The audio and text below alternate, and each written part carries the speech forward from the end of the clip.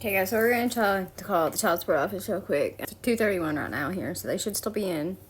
I am going to use my friend's name that lives in another state. I shouldn't have to give me my personal information because I'm literally just wanting to know, hey, if I want to get my kid's dad on child support, how do I do that? Like, and if I do, like, what's the procedures to do that? Because ask about a voluntary acknowledgement with it and see what they say about in regards to a DNA test.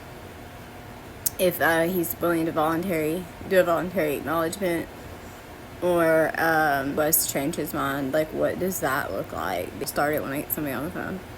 I will be recording the full audio happening though.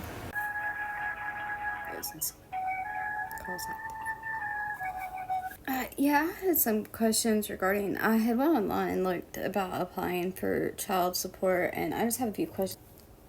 He says he wants to sign the birth certificate. He's going to come down and put in to have you guys do for child support. If he ends up like deciding not to sign the birth certificate or whatever, what does that process like look like for going through the courts? And What's your name? Ashley Jenkins. Okay, and so what exactly do you need to know? Like what's the process that I go through? Like what's it, the whole process, like after applying, like what steps are taken and things? On the birth certificate? No, he says he knows, and he just hasn't had time to get around to it. He never makes time. Paternity have to be established, so okay. They would order a DNA test. Now how does that work? Does that have like me and my daughter tested too, or? Yes. Okay. We responsible for like the cost of the test, or? Yes, but it'll just be put on your case, and it's usually the last thing that's paid off.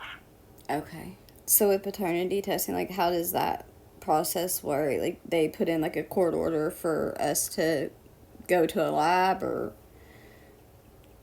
They would do it here, but yeah, it will go through the courts and be ordered through the court, and then you and the child could come here and do it in the office. We have somebody that does it here in the office. What's a court order? He can't refuse that, right? If I do go that route, and you guys are able to get a court order, say, for the parentage because he ends up not wanting to do the birth certificate. Now, if I apply, and are you guys going to talk to him about the acknowledgement first, or would you just automatically order the testing? Meet me at the health department, and he never has time, he says. It always conflicts, and they're never open when he's here.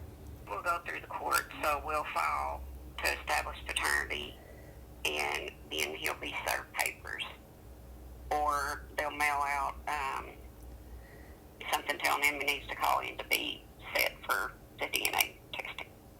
Okay, and at that point, if he wanted to avoid like having to be drugged through all that and pay for all that, he could just go ahead and sign. I mean, he can sign a voluntary acknowledgement of paternity.